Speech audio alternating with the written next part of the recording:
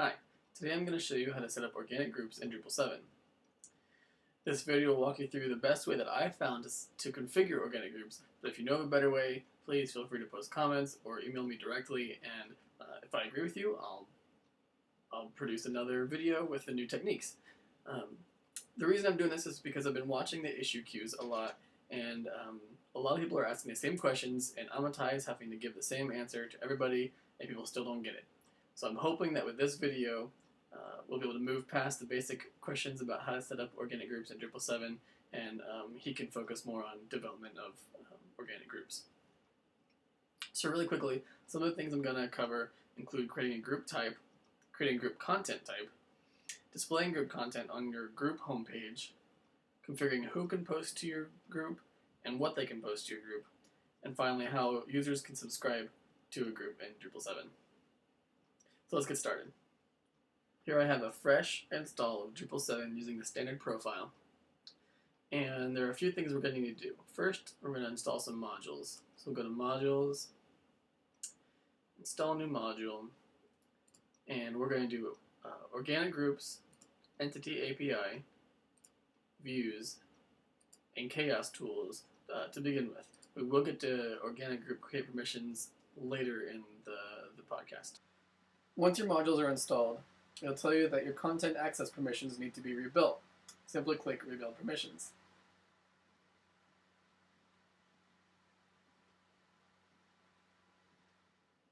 The first thing we need to do is create the group content type. So we'll go to Structure, Content Types, and add a content type. We'll give our content type the name Group. And the description will be a group can be public or private. And now down on the left-hand side, you'll see a tab for group, and we're going to say this is a group type and not a group content type. Now we'll just save the content type. And this is where a lot of people are having some problems. We need to go to Configuration, scroll down to Organic Group Field Settings,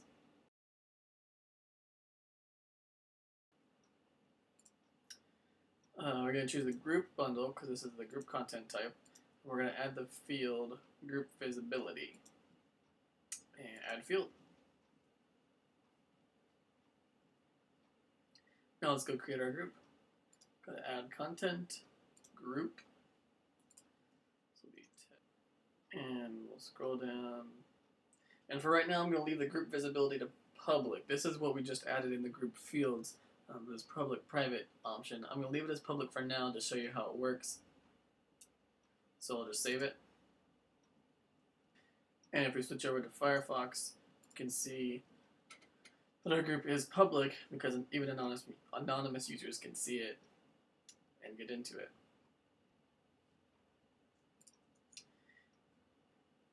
If you'd like to make it private, just choose Edit, scroll down, check the private box, and save.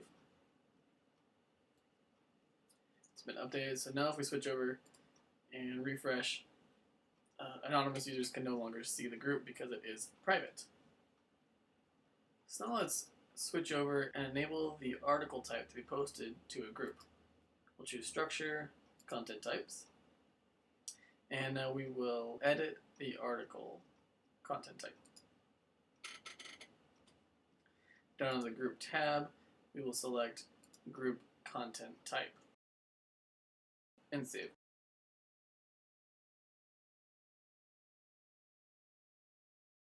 Now when we go to Add Content and choose Article,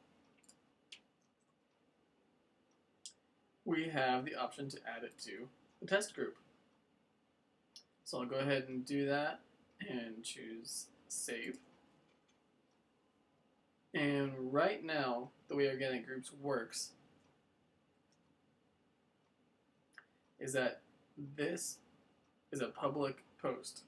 Even though it's posted to the group, it is actually a public article, thus the anonymous users can see it and even view it. This has caused a lot of problems for some people. The way that you fix that is by going to Configuration, organic group fields, settings, and this time to the article content type, we're going to add group content visibility. Now if we go back home and edit our test article, you will see that we have an option here for use group defaults, public, or private under the group content visibility. So if we set this to a private post and save it, and switch over to our anonymous user, refresh, now that post is gone as well. So you can set both the group visibility and the group content visibility individually.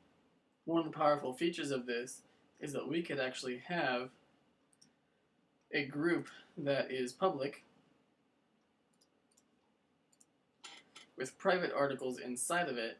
Anonymous users can see that there is a group but not see any of the content inside. If we flip back over to the test group, you might notice that that article is not actually listed here on the group homepage like it used to be in Drupal 6. That's because organic groups has been integrated thoroughly with views, and it's actually a view that we need to display here. To do that, we'll go to configuration. Once again, organic group field settings, and to the group content type, we're going to add group views. Now, if you're like me, you're probably going to want the nodes to be shown automatically, so we're going to go ahead and edit the group content type. We'll go to structure, content types, group, and we're going to select manage fields. Now you'll see group views as a field on our group content type. I'm going to choose edit and set the default value to og nodes defaults and save. And the one last thing we have to do is change the display. So click on manage display, and next to group views, change default to group views, and we'll save that.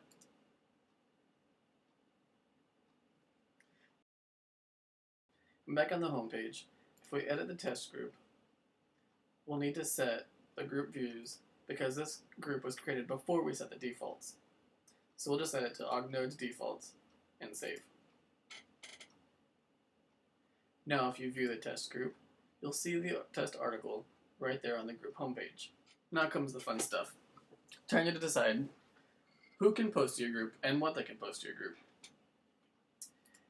If we click on the group tab for our group, you'll notice that the roles and permissions are both read-only. That's because they're using the default group permissions. Those group permissions are set at configuration, organic group global permissions, and organic group global roles, respectively. If you would like to set permissions once to be effective for all of your groups, just set those here and you're done. However, if you're like me and you'd like to have some groups that have specific permissions for different types of members, you're going to need to install another module. This is where the group create permissions module comes in. Once we install the organic groups create permissions, and come over to our modules page, and you'll see we have og create permissions as an option. And go ahead and enable that and save. And now if we go back to our global group permissions, you'll see that we have an og create permissions. Before that, we only had edit and delete article contents. There was no create permission for group content. Now at this point, in the global permissions, we could set all members to be able to create content in our group, or administrator members, but for the purposes of this screencast, I want to create a new role just for my test group, not global, and that role will be a content creator role. So in order to do that, we need to go back to our test group, and if we select the group, you'll see these are still read-only. We need to be able to change these for this group only. The way we do that is back in configuration, organic group field settings once again. This time, we're going to add group roles and permissions.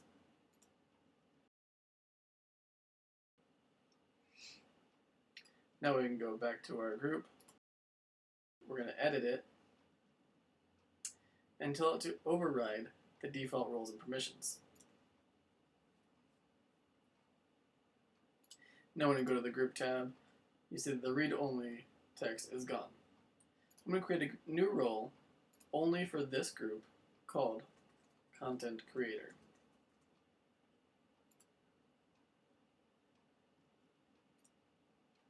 Now I'm back in my group settings. Under permissions, I'm going to add article create new content permission to the content creator. That means members of this group will not be able to create any content into the group unless they are a content creator. So we'll save that. One thing to note real quick though, if they can create new content, it's likely that you'll want them to be able to edit their own and delete their own article contents as well. And if you were to create another role, such as content moderator, you might give them the edit any content and edit and delete any content permissions as well.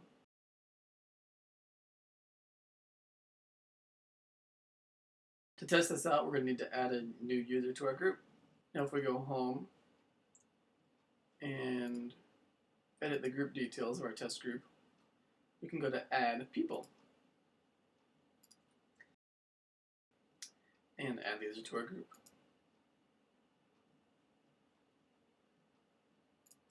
Go back to the group tab and click on people. We can see the users of this group. Now you'll want to add the content creator to your new group member if you'd like them to be able to create content in the group. Really quickly, I'm going to show you what happens if you do not. I'm going to log in as the new user.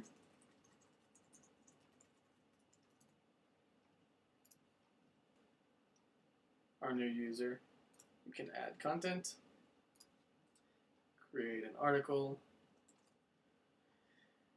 and you'll notice that because I'm part of the test group, I can select the test group. However, I don't yet have permissions to create the content type in the group. So I'll show you what happens. I get an error that says you're not permitted to create article content in test group. Now it's good that they're not able to do that because we haven't given them permissions, but personally I don't think that this should be here if they don't have the permissions to post to that group.